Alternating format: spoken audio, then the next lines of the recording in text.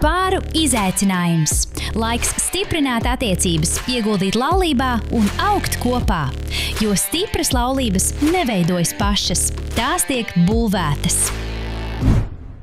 Esiet sveicināti pāru izaicinājumā. Mani sauc Mārtiņš, un turpmākās 12 nedēļas mēs kopā strādāsim pie savām laulībām, lai padarītu tās labākas un lai tajās izdzīvotu dzīvību un dzīvības pārpilnību. Katru nedēļu mēs saņemsim praktisku uzdevumu, ko izpildīt kopā ar savu laulāto. Un pagājušās nedēļas uzdevums bija kopā pavadīts laiks. Un es ļoti ceru, ka jums izdevās izbrīvēt laiku un kopā to pavadīt ar savu laulāto. Un šodien es vēlos parunāt par vīziju. Es gribu uzdot jums jautājumu, vai jums ir kopīga vīzija jūsu laulībai. Bībelē Āmosa grāmatā 3.3 ir uzdots ļoti labs jautājums. Vai divi ceļo kopā, ja iepriekš nav norunājuši? Un šeit es gribētu uzlikt uzsvaru uz šo vārdu norunājuši. Šis vārds nav vienkārši par parunāšanos. Tas nozīmē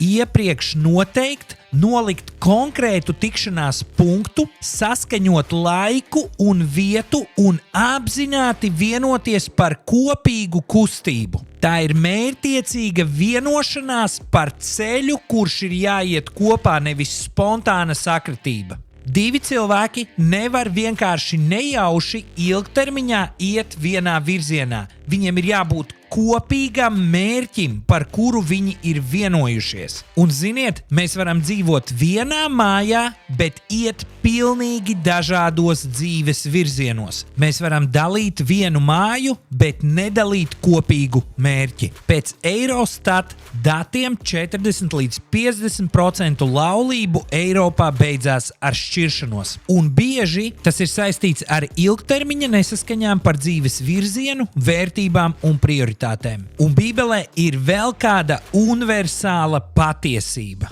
Salamana pamācībās 29. nodaļā 18. pantā vecais labais King James tulkojums saka, kur nav vīzijas, tur tauta iet bojā. Skaidrojošā vārnīca vārdu vīzija tulko kā redzējums par nākotni. Tā ir skaidrība, uz kurieni mēs ejam. Šis pats princips, kas attiecās uz tautu, attiecās arī uz ģimeni. Ja nav vīzijas, nav virziena. Ja nav virziena, sākās dreifēšana. Un tāpēc šīs nedēļas uzdevums ir mums kā pāriem padomāt par vīziju. Kas ir mūsu vīzija ģimenei? Uz kurieni mēs kā laulāts pāris kopā dodamies? Kas ir tās lietas, kuras mēs kopā kā ģimene gribam izdzīvot? Un šeit šīs nedēļas uzdevums.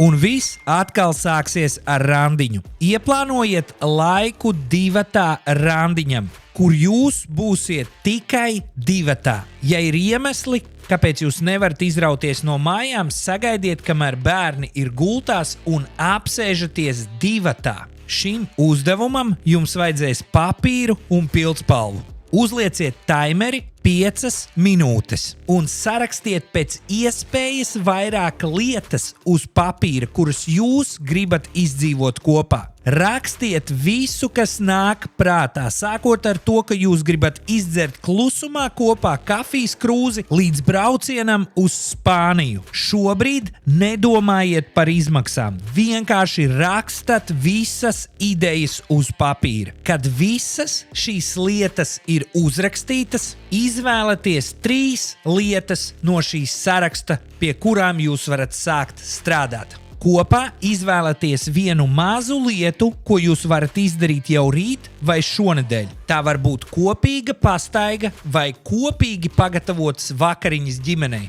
Nākamā lieta ir mazliet lielāka, kuru jūs varat norganizēt vismaz nākamajā mēnesī. Iespējams, tas ir kāds brauciens tepat uz kādu netālāku pilsētu, kur jūs varēsiet pastaigāties. Vai tās ir vakariņas ārpus mājām, kur jūs varēsiet izbaudīt foršu randiņu divatā. Un tad 3. un lielais sapnis.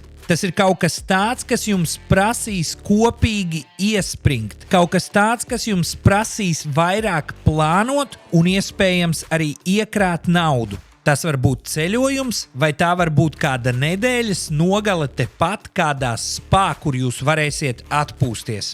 Un tad atveriet kalendārus un ierakstiet datumus pirmajām 2 lietām. Jo, ja tās nebūs jūsu kalendārā, tās nenotiks vispār.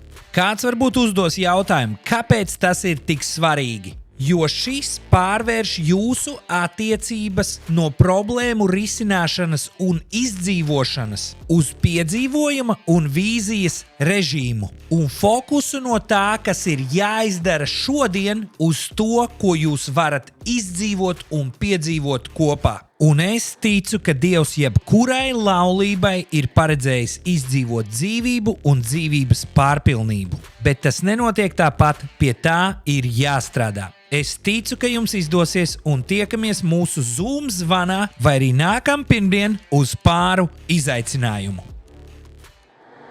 Sozo ģimenes resursu centrs – vieta stiprākām laulībām, gudrākiem vecākiem un veselīgākām ģimenēm. www.sozo.lv